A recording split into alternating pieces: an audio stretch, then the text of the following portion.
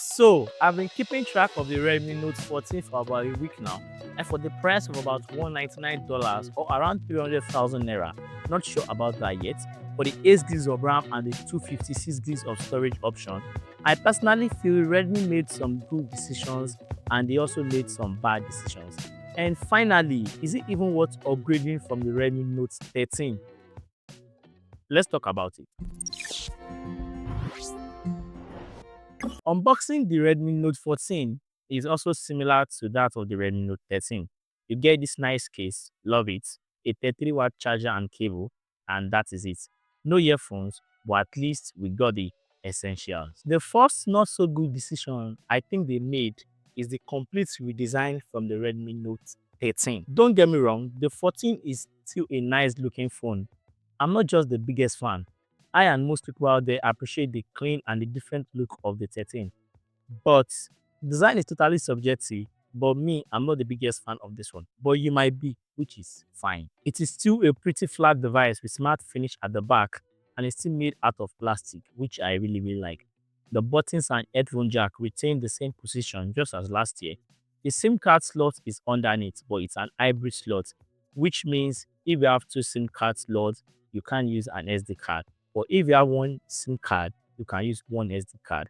That means two SIM, no SD card, one SIM, one SD card. So if you have two SIM card, I would advise to go for the 256 GB of storage option so that you will not have problem with storage in the future. We also have stereo speakers and they sound really good, just as the Redmi Note 13. And as usual, we have the IR blaster, and I'm sure by now we know what it is used for. We also still get the same under display fingerprint scanner, and in terms of speed, it is just as fast as the Redmi Note 13. Water and dust certification is upgraded to IP65, which means it will survive dust and water splashes more than before, which is nice. Lastly, we have 4 different colors, but this green looks best to me. But let me know about yours down below in the comment. Another area that doesn't seem like an upgrade is the display department. It is still the same 6.67 inches flat AMOLED display with 120 Hz refresh rate and a touch sampling rate of 240 Hz. And don't get me wrong, it is still a pretty good display with Corning Gorilla Glass 5 for protection, so it is tougher.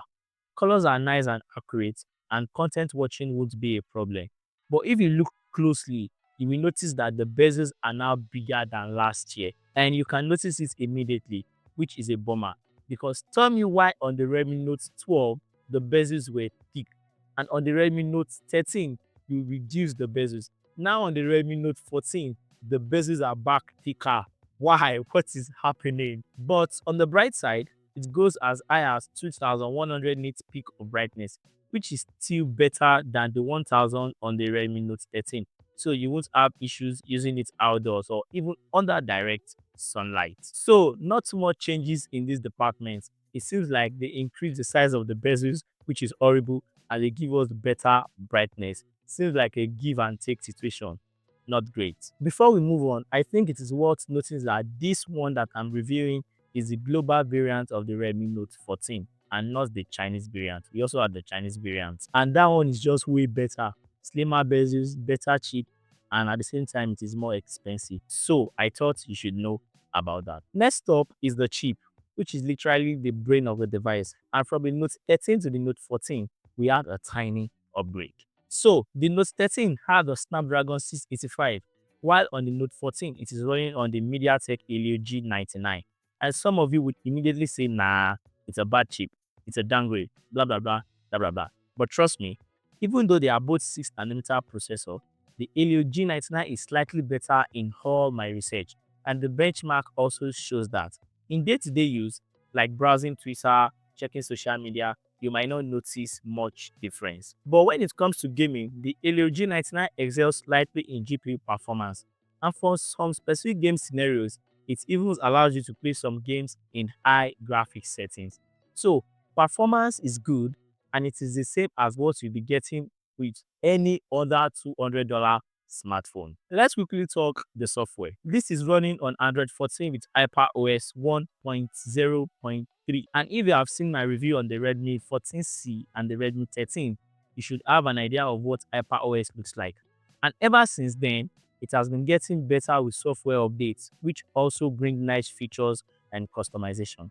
And as expected, we got AI features. One of them is an object eraser, which I like and I think it is cool.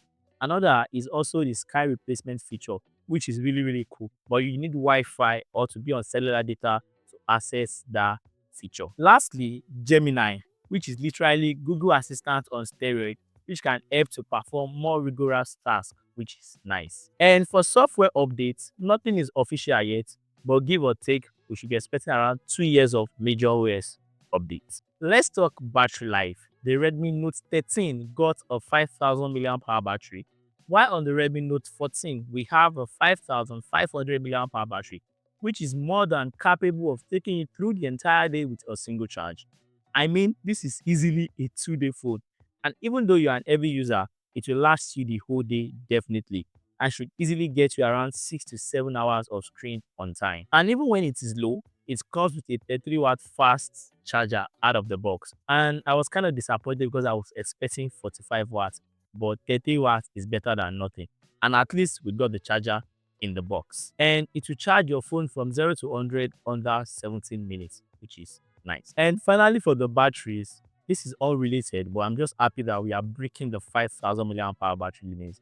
And the good thing and the fun thing about it is that more phones will be doing this year. So yes, I'm excited. Let's talk cameras. Cameras on the Redmi Note 14 got an upgrade and got a downgrade. Let me explain. The selfie camera got an upgrade from the 30 megapixel to a 20 megapixel. Nice.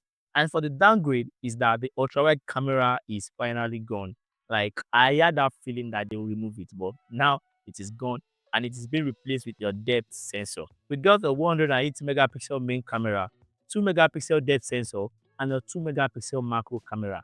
Don't be confused with all these sensors. We just get two useful camera, which is the 108 main camera at the back and the 20 megapixel selfie camera up front. Picture quality on the main is good. It takes good and okay picture with accurate colors and detail. The selfie camera isn't as good, which is kind of expected.